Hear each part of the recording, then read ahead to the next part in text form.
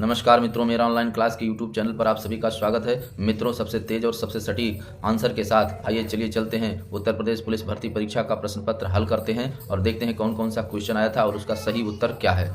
तो ये रहा मित्रों उत्तर प्रदेश पुलिस भर्ती परीक्षा शिफ्ट 1 का पेपर।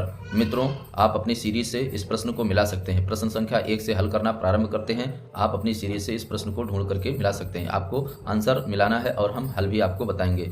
मित्रों, यहाँ पर देखिए 120/3 प्लस 8 × 3 - 40 है। तो मित्रों, इसका जो सटीक आंसर होगा वो होगा 24। आप हल करके देख सकते हैं। यहाँ पर मित्रों सबसे पहले हम 3 से 120 को भाग करेंगे। बोर्ड मास के नियम के अनुसार इसको भाग करते हैं, तो भाग करेंगे तो 40 आएगा और फिर उसके बाद मल्टीप्लाई करते हैं, यानी 8 और 3 का गुणा तो 24 होगा। 40 और 24 जुड़ेगा तो 64 हो जाएगा। फिर -40, जब हम 24 उसमें से 40 घटाएंगे तो उत्तर आएगा 24। आइए चलिए चलते हैं मित्रों दूसरे प्रश्न पर। दूसरा प्रश्न यहाँ पर आपका दिया गया है, निम्नलिखित आकृति का अध्ययन करें और नीचे दिए गए प्रश्न का उत्तर दें। तो मित्रों यहाँ पर दिया हुआ है जो आपका वर्ग बना हुआ है वह वर्ग प्रशिक्षित नर्सों को दिखाता है और जो वृत्त बना हुआ है वो विवाहित जनसंख्या को दिखा रहा है। फिर जो त्रिभुज बना हुआ है वो अस्पताल में नर्सें। यहाँ पर कह रहा है कि जो है संख्या 7 से क्या दर्शाया जाता है। तो मित्रों संख्या जो 7 है वो त्रिभुज में है और वृत्त में है, यानी दोनों में ओवरलैप कर रहा है। तो वृत्त विवाहित जनसंख्या और त्रिभुज अस्पताल में नर्सें। तो इसका जो सटीक उत्तर होगा मित्रों, जो सबसे सही उत्तर होगा वो होगा सी, अस्पताल में विवाहित नर्सें।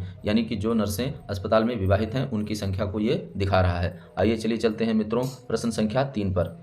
प्रश्न संख्या 3 में लिख रहा है मित्रों, निम्नलिखित में से कौन सा आरेख भारत, गुजरात, सूरत के बीच संबंध को सबसे अच्छी तरह दर्शाता है। तो मित्रों भारत, फिर इसके बाद में गुजरात और फिर इसके बाद में मित्रों सूरत। तो सबसे पहले आपको जानना है कि भारत एक देश है और गुजरात उसका राज्य है और सूरत उसका शहर है। तो सबसे सटीक आप यहाँ देख सकते हैं मित्रों, इसका जो आंसर होगा वो होगा आपका मित्रों बी, क्योंकि माफ़ कीजिएगा बी नहीं मित्रों, इसका जो सही आंसर होगा वो होगा डी, क्योंकि भारत एक देश है, फिर इसके बाद में गुजरात उसका एक राज्य है और फिर इसके बाद में सूरत उसका एक शहर है।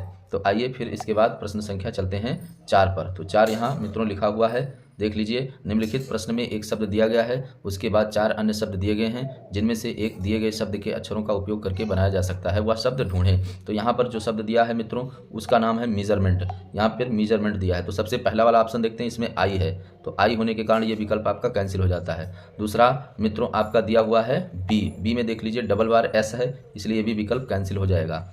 मित्रों यहाँ पर आप देख लीजिए डी में एल है, तो एल जो है वो आपके मेजरमेंट में नहीं आ रहा है, इसलिए भी कैंसिल हो जाएगा। तो सही आंसर होगा मित्रों सी। आइए प्रश्न संख्या 5 पर चलते हैं मित्रों। प्रश्न संख्या 5 में लिखा हुआ है, एक पंक्ति में मिहिर बाएं से 17वें और दाएं से 19वें स्थान पर है, तो उस व्यक्ति में उम्मीदवारों की कुल संख्या कितनी है। तो मित्रों जब हम यहाँ पर देखते हैं बाएं से 17वें स्थान पर, यानी 16 उसके पीछे हैं, उसके पीछे 16 हैं और दाएं से 19वें स्थान पर यानी उसके पीछे 18 हैं। तो 16 और 18 जोड़ेंगे मित्रों तो आएगा आपका 34 यानी 34, और एक वह स्वयं है तो वो हो जाएगा 35, इसलिए इसका उत्तर होगा मित्रों 35। आइए प्रश्न संख्या 6 पर चलते हैं।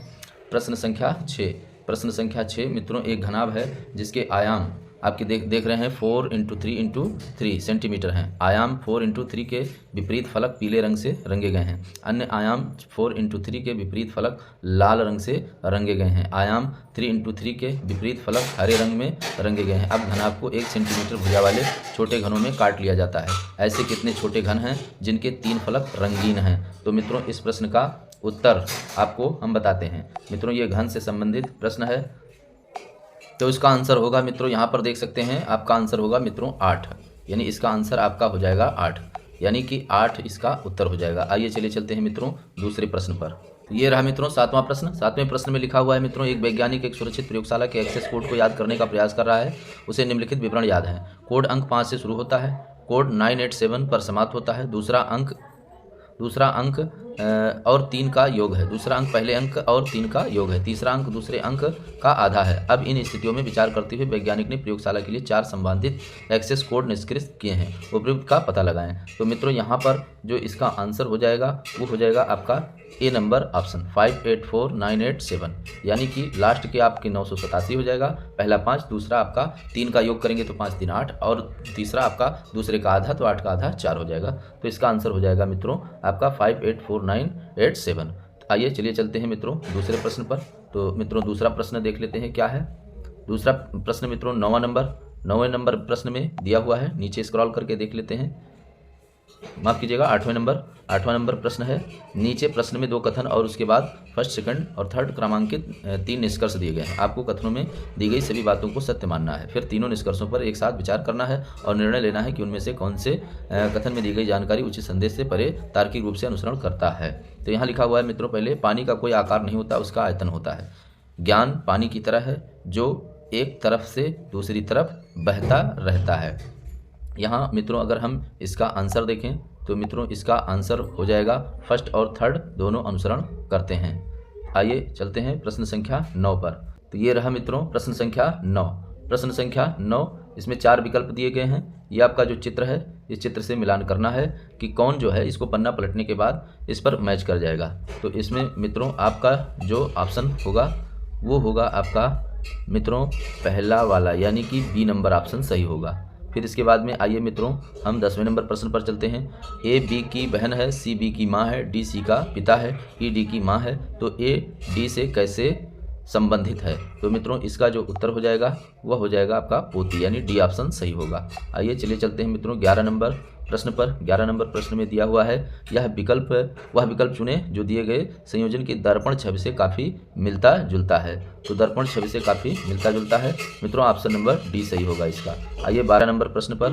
एक टोकरी में सेबों की संख्या हर मिनट दोगुनी हो जाती है। यदि टोकरी 1 घंटे में सेबों से भर जाती है तो टोकरी कब आधी भरी थी? तो मित्रों इसका जो सही आंसर होगा वो 59 मिनट हो जाएगा, क्योंकि 1 घंटे में दूना हो जाती है तो 59 मिनट में वह आधी भरी रही होगी और अगले ही मिनट में वो दूना हो जाएगी। मित्रों यहाँ पर दिया गया है सरल करना है, तो सरल करके जब आप इसका आंसर निकालेंगे तो मित्रों आपका जो आंसर आएगा वो 1 सही 2 सही 20 दूना 40 1 41 2 सही 1/20 हो जाएगा मित्रों।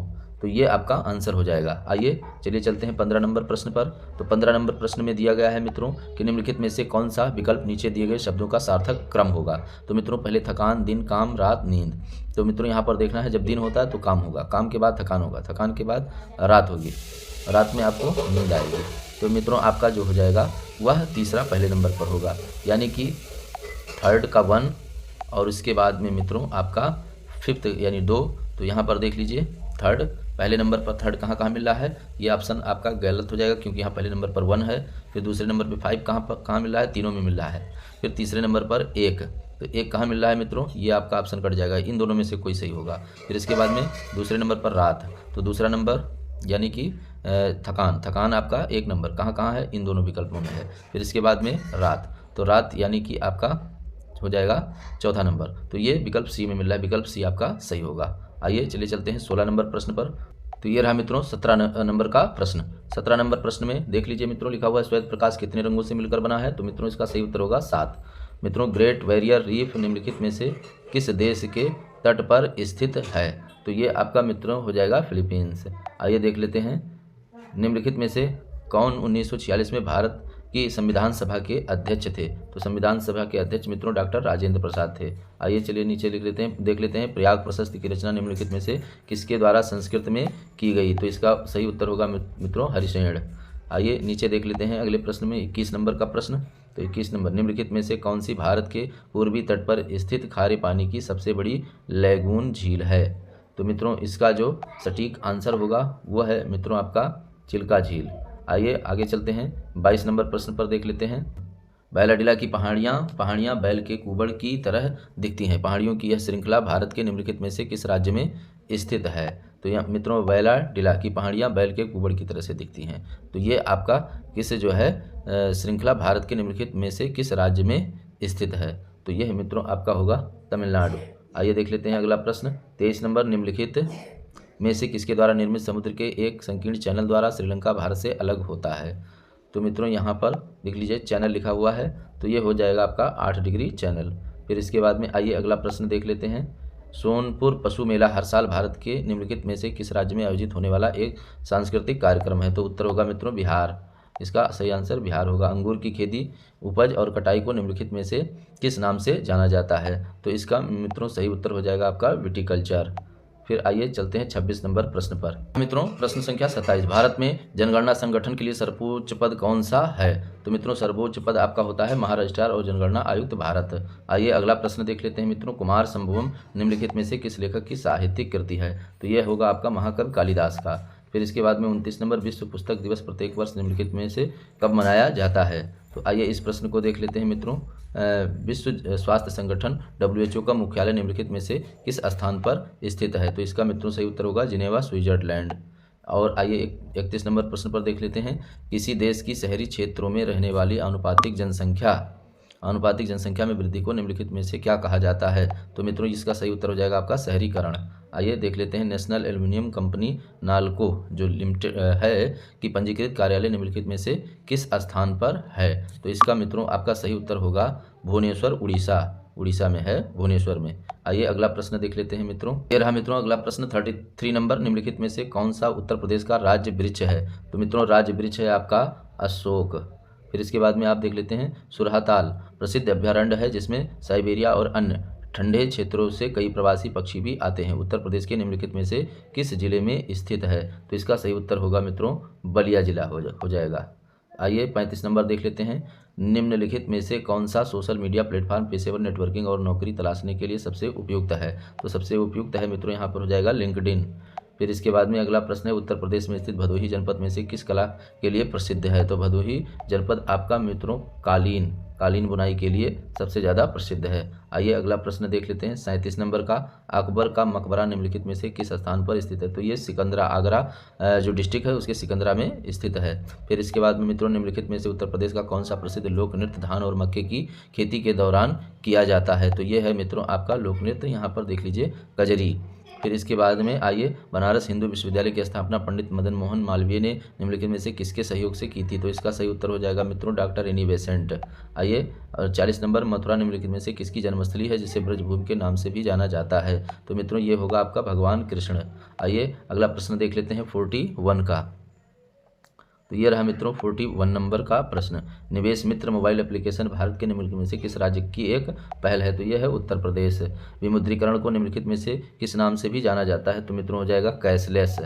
फिर इसका जो है 43 नंबर का प्रश्न। उत्तर प्रदेश राजस्व संहिता 2006 के अनुसार एक अवधि या एक पट्टे वचनबंध या अनुदान के तहत धारित भूमि खंड को निम्नलिखित में से क्या कहा जाता है। तो इसका सही उत्तर हो जाएगा मित्रों होल्डिंग यानी धृति। आइए अगले प्रश्न को देख लेते हैं। अगला प्रश्न आपका होगा 44 नंबर। UPSSF का पूरा नाम बताएं। तो ये मित्रों उत्तर प्रदेश का एक स्पेशल सिक्योरिटी फोर्स है, यानी बी नंबर ऑप्शन सही होगा। फिर आइए चलिए चलते हैं 8 नंबर क्वेश्चन। लिखा हुआ है मित्रों कि टका किस देश की मुद्रा है। तो सही उत्तर हो जाएगा सी यानी बांग्लादेश। फिर 46 नंबर, निम्नलिखित में से कौन सा वाक्य GST के लिए सही नहीं है। तो मित्रों GST के लिए सही नहीं। GST इनपुट टैक्स क्रेडिट या मूल्य के घटाव के लाभ के साथ एक ही दर पर वस्तुओं और सेवाओं दोनों पर एक व्यापक उगाही वसूली है। तो ए नंबर सही नहीं है, उगाही वसूली नहीं है। ईमेल में भरोसेमंद स्रोत बनकर दुर्भावनापूर्ण कारणों के लिए संवेदनशील जानकारी जैसे यूजर नेम, पासवर्ड और क्रेडिट कार्ड विवरण आदि प्राप्त करने का प्रयास क्या कहलाता है। तो मित्रों ये हम मित्रों हो जाएगा आपका चीटिंग। फिर इसके बाद में आइए देख लेते हैं